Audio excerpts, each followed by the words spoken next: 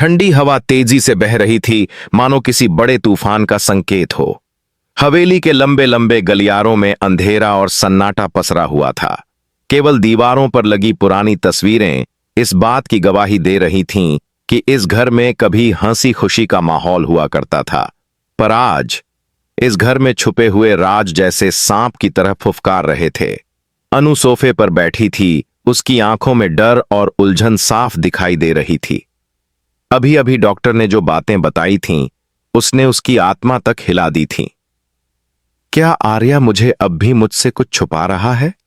उसके मन में सवालों का तूफान था। आर्या कमरे में टहल रहा था, मुट्ठियां भींचे हुए। उसे पता था कि अनु की हालत उसकी छुपाई गई सच्चाइयों से और बिगड़ सकती है, मगर जो सच वह दिल में दबाए हुए था, वह ऐसा सच था जो किसी की भी दुनिया हिला सकता था। इसी तनाव के बीच अचानक हवेली का दरवाजा जोर से खुला। धड़ाम! दरवाजे से काली साड़ी में एक महिला अंदर आई। उसकी चाल में आत्मविश्वास और आंखों में बदले की आग थी। राजनंदिनी, आर्या ने दबी आवाज में कहा। अनु का दिल धड़क उठा। ये वही है, आर्या की पहली पत्नी, जिसके बारे में मैंने बस सुना था। राजनंदिनी के चेहरे पर हल्की मुस्कान थी। क्या हुआ? मुझे देखकर भूत आ गया क्या आर्या? वह आगे बढ़ी और अनु के सामने आकर खड़ी हो गई। लगता है मेरी हालत के बारे में तुम्हें अधूरा सच बताया गया है। अनु, असली कहानी तो अब शुरू होगी। राजनंदिनी का खुला वार। राजनंदिनी ने अपने पर्स से एक पेन ड्राइव निकाली और टेबल पर पटक दी। इसमें वो सबूत है जो तुम्हारी आंखों का पर्दा फाड़ देगा। असली गुनहगार कौन है, तुम्हें सब पता चल जाएगा। अनु घबरा गई। कौन सा सबूत? तुम हमसे क्या साबित करना चाहती हो? राजनंदिनी ने धीमे पर धारदार शब्दों में कहा। मैं मरी नहीं थी, मुझे मारा गया था और किसी ने मेरी मौत को एक हादसा बनाकर दुनिया के सामने पेश किया। लेकिन अब मैं वापस आ गई हूं, अपने हत्यारे को बेनकाब करने। आर्या भड़क उठा। बस करो राजनंदिनी, अब यह ड्रामा और नहीं। ड्रामा? वह हंसी, मगर उस हंसी में दर्द और नफरत दोनों थे। तुम मेरे पति हो, फिर भी मुझे मारकर अपनी जिंदगी में नई खुशियां ढूंढ रहे हो? यह मत भूलो आर्या, तुम्हारी हर खुशी मेरी मौत पर खड़ी है। अनु ने डरते हुए पूछा। क्या तुम कहना चाहती हो कि आर्या ने तुम्हें? राजनंदिनी ने बात काट दी। कहो ना, उसने मुझे मारा। हां, मैं यही कह रही हूं। अतीत की परतें खुलने लगीं। अनु की सांसें थम गईं। वह आंखों में आंसू लिए आर्या को देखने लगी। ये क्या कह रही है आर्या? सच कहो। आर्या ने अनु के हाथ पकड़ते हुए बोला। अनु, मैं कसम खाता हूं, मैंने कभी किसी को नहीं मारा। राजनंदिनी झूठ बोल रही है। यह हमेशा से चालाक और धोखेबाज रही है। वाह! राजनंदिनी ताली बजाते हुए बोली। कमाल है आर्या, अभी भी खुद को मासूम बता रहे हो। मैंने तुम्हें मारा होता तो आज यह सबूत कहां से लाती? वह आगे बोली। अब यह साबित करने का वक्त है कि असली गुनहगार आर्या नहीं, बल्कि कोई और है, और अनु को सच जानने का हक है। परा कि राजनंदिनी की डायरी। दफन राजनंदिनी ने अपनी पुरानी डायरी निकाली। उस पर खून जैसे लाल धब्बे थे। इस डायरी में मेरे साथ हुई हर घटना दर्ज है। कैसे मुझे जाल में फंसाया गया, कैसे मेरे भरोसे का खून किया गया। अनु ने डायरी उठाई। उसके हाथ कांप रहे थे। पहला पन्ना। वह चाहते हैं कि मैं इस घर से हमेशा के लिए चली जाऊं। वे मुझे हटाकर सब कुछ अपने नाम करना चाहते हैं। अनु की आंखें फटी रह गईं। वे? कौन वे? राजनंदिनी मुस्कुराई। हवेली में रहकर भी तुमने असली दुश्मन को नहीं पहचाना अनु। कभी सोचा है क्यों कोई चाहता है कि तुम्हारा और आर्या का रिश्ता कभी मजबूत न हो सके? अनु चौंक कर बोली। क्या राजनंदिनी, कोई और भी शामिल था? वह बोली। हां, मेरी मौत के पीछे सिर्फ एक नहीं, 2 लोग थे। धमाकेदार खुलासा। 2 चेहरे, एक गुनाह। राजनंदिनी आगे बोली। असली खेल तो अब शुरू होगा और उस खेल में मोहरा बन रही हो तुम। अनु! आर्या चिल्लाया। अनु, इनकी बातों में मत आना। राजनंदिनी ने सीधे आर्या की आंखों में देखा। तुम्हें तो डर लगना ही है। आखिर सच जब सामने आता है तो सबसे ज्यादा डर उन्हीं को लगता है जो गुनहगार होते हैं। अनु अब खुद को संभाल नहीं पा रही थी। कृपया कोई साफ साफ बताओ कि हुआ क्या था। आखिर मेरी शादी के बाद से ही सब मुझे क्यों निशाना बना रहे हैं? राजनंदिनी धीरे धीरे बोली, क्योंकि तुम मेरी जगह लेने आई हो, और जो भी मेरी जगह लेगा वो दुनिया में नहीं रहेगा। अनु ने कांपते हुए पूछा, क्या तुम सिर्फ बदले के लिए वापस आई हो? राजनंदिनी, नहीं अनु, मैं इंसाफ लेने आई हूं, और इंसाफ तब होगा जब तुम मेरे साथ दोगी। एक सीक्रेट क्लिप जिसने कहानी बदल दी। राजनंदिनी ने लैपटॉप चालू किया और पेन ड्राइव लगाया। वीडियो प्ले हुआ। CCTV footage. राजनंदिनी किसी कमरे में बहस कर रही थी, लेकिन चेहरा साफ नहीं दिख रहा था। आर्या ने वीडियो रोककर कहा, तुम ये साबित करने की कोशिश कर रही हो कि जो धुंधला सा शख्स है वो मैं हूं? कितना बड़ा झूठ। राजनंदिनी, पूरी फुटेज अभी देखनी बाकी है, सच छुप नहीं सकता। अनु की निगाहें स्क्रीन पर जमी थीं। उसके दिल में डर गहरा रहा था। अगर यह सच है तो मैं किसके साथ रह रही हूं? राजनंदिनी का ऐलान, तूफान बस शुरू हुआ है। राजनंदिनी ने कहा, आज मैंने सिर्फ शुरुआत की है, असली खेल कल से शुरू होगा। मैं हर सच सबके सामने लाऊंगी। और अनु, तुम तैयार रहना। अब तुम मेरे साथ हो, मेरे पक्ष में या मेरे खिलाफ। वह मुड़कर जाने लगी। अनु कांपती आवाज में बोली, मैं किस पर भरोसा करूं? राजनंदिनी रुक गई। वह पीछे मुड़े बिना बोली, बस सच पर भरोसा करना, और सच मैं लेकर आऊंगी। दरवाजा जोर से बंद है। अनु डरते हुए बोली, लेकिन अगर सच सच में वहीं छुपा है तो?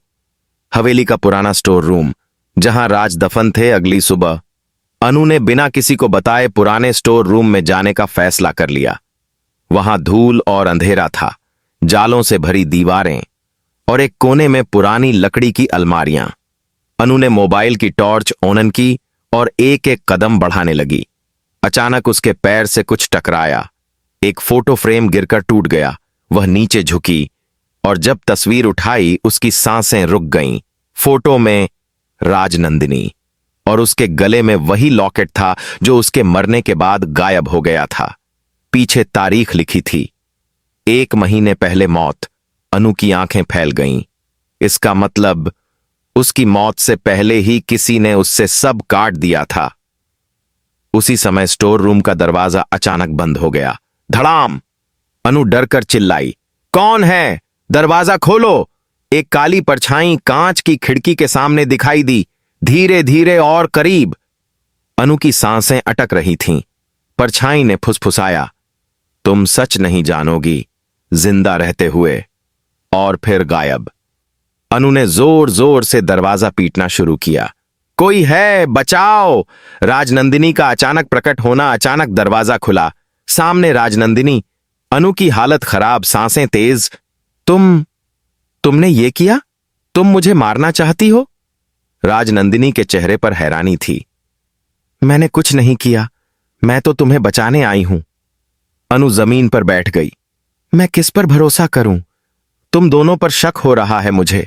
राजनंदिनी ने उसके सामने बैठते हुए कहा, मैंने कहा था ना, असली खेल कोई और खेल रहा है। मैं तो सिर्फ सच की तलाश में हूं। अनु ने गुस्से से कहा, तो बताओ वो कौन है? राजनंदिनी ने धीमे से नाम लिया, वेदांत। अनु दंग रह गई। वेदांत? लेकिन वो तो आर्या का भाई है, वह ऐसा क्यों करेगा? राजनंदिनी, क्योंकि वह सब कुछ चाहता है, आर्या की कंपनी, हवेली और मेरे सारे अधिकार। अनु की आंखें रुक ही नहीं पा रही थीं। मतलब तुम कह रही हो कि तुम्हारी मौत के पीछे वेदांत था? राजनंदिनी हां में सिर हिलाती है। वेदांत की चाल, सबूत नष्ट। उसी पल बाहर से आवाजें आने लगीं। वेदांत और कुछ गार्ड वहां आ गए। वेदांत कठोर आवाज में बोला, तुम दोनों यहां क्या कर रही हो? अनु घबरा कर बोली, हम सच्चाई ढूंढ रहे थे। वेदांत के चेहरे पर एक पल को तनाव आया, फिर उसने मुस्कुराते हुए कहा, यह जगह खतरनाक है, यहां मत आया करो। यहां सब पुराना कबाड़ है जिसकी अब जरूरत नहीं। उसने एक ड्रम में पेट्रोल डाला। और आग लगा दी। अनु शौक में, तुम क्या कर रहे हो? वेदांत ने कहा। अनचाहे राज जल जाने चाहिए। राजनंदिनी ने अनु को हाथ पकड़कर बाहर की तरफ खींचा। अलमारियां, पुराने बॉक्स सब धधकने लगे और शायद सच भी आग में जल रहा था। आर्या की बेबसी, किस पर यकीन करे? आर्या ने दोनों को बाहर देखा और दौड़कर अनु को संभाला। अनु, तुम ठीक हो? किसने किया ये? अनु ने वेदांत की तरफ इशारा किया। उसने आग लगाई, वह सबूत मिटा रहा है। आर्या चौंक गया। वेदांत, तुमने ऐसा क्यों किया? वेदांत शांत स्वर में बोला, यह सब यूं ही गिरने वाला था, मैंने सिर्फ हादसे को रोक दिया। राजनंदिनी ने तंज कसा। हादसे रोकते रोकते हादसे करवाने लगे हो तुम। वेदांत की आंखों में एक डर की चमक उभरी और वह बिना कुछ कहे चला गया। अगला निशाना। अनु। रात को अनु अपने कमरे में थी। हवा का झोंका खिड़की से आया और फिर किसी ने पीछे से अनु को जोर से धक्का दिया। वह गिरते गिरते बची। किसी ने उसके गले पर धातु की तार कस दी। अनु खामोश चीख में तड़पने लगी, आंखें लाल, हाथ कांपते हुए पीछे मारने लगीं। तभी आर्या की एंट्री। उसने हमलावर को पकड़ लिया। हमलावर भाग निकला। उसके चेहरे पर मास्क था, लेकिन एक चीज पीछे छूट गई, एक दस्ताना और उस पर वी लिखा हुआ था। अनु कांपते हुए बोली, ये वेदांत। आर्या सदमे में, नहीं, वो मेरा भाई है, वो ऐसा नहीं कर सकता। अनु टूटते हुए बोली, अगर तुम सच में मुझसे प्यार करते हो तो खुद से भी पहले मुझे बचाओ, वरना कल मैं जिंदा नहीं रहूंगी। क्लाइमैक्स की शुरुआत। असली विलेन सामने अगले दिन हवेली में सब इकट्ठे थे। आर्या, अनु, वेदांत, राजनंदिनी। राजनंदिनी ने कहा, आज सच सामने आएगा। वह पेन ड्राइव फिर से टेबल पर रखती है। आज वीडियो का बचा हुआ हिस्सा देखेंगे। वीडियो प्ले हुआ। राजनंदिनी रो रही थी। कृपया मुझे छोड़ दो, मैं किसी को कुछ नहीं बताऊंगी। और सामने आया शख्स धीरे धीरे, चेहरा साफ हुआ और सब सन्न। वह आर्या था। अनु के अंदर सब टूट गया। ये कैसे? आर्या? वेदांत भी हैरान। भाई, आपने? आर्या के हाथ कांप रहे थे, आवाज फंसी हुई। ये सच नहीं है, ये वीडियो एडिटेड है, ये राजनंदिनी का खेल है। राजनंदिनी चिल्लाई, झूठ। अनु की आंखों से आंसू बहे। अब मुझे समझ नहीं आ रहा कौन सच बोल रहा है और कौन झूठ। नई दहशत, शब्दों से ज्यादा कहानी। अचानक लाइट चली गई। पूरी हवेली अंधेरे में डूब गई। एक और वीडियो अपने आप चल पड़ा। अंधेरे कमरे में एक आवाज, जिन पर तुम भरोसा करती हो वही तुम्हारे सबसे बड़े दुश्मन हैं। खेल अभी खत्म नहीं हुआ, बल्कि शुरू हुआ है। Screen black. अनु रोते हुए बोली, काफी है, मैं अब और नहीं सह सकती। राजनंदिनी ने अनु को गले लगाया। मैं हूं तुम्हारे साथ जब तक इंसाफ नहीं हो जाता। वेदांत की आंखें अजीब चमक रही थीं, जैसे वह कोई और प्लान दिमाग में पका रहा हो। आर्या जोर से दहाड़ा, यह सब किसी तीसरे का खेल है। मैं साबित कर दूंगा कि मैं बेकसूर हूं। अंतिम ट्विस्ट, जो सब बदल देगा। अचानक हवेली के गेट पर पुलिस के सायरन गूंजने लगे। इंस्पेक्टर आया। आर्या, आपको गिरफ्तार किया जाता है अपनी पत्नी राजनंदिनी की हत्या के आरोप में। अनु सदमे में, नहीं, आर्या के